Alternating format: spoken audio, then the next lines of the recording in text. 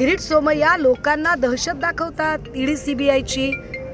मग नंतर कारण किरीट सोमय्यांनी आत्तापर्यंत ज्याच्या कुणावरती आरोप केले त्याच्यातला कोण गेला जेलमध्ये बरं? ज्याच्यावर आरोप केले ते सगळेजण भाजपमध्येच गेले।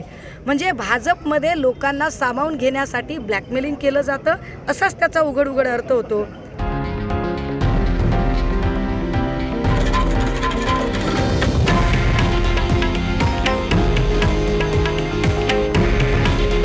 हे आहे देशातील नंबर 1 न्यूज नेटवर्क आणि आपण पाहत आहात TV9 मराठी। काळजी तुमची, हित महाराष्ट्राचं।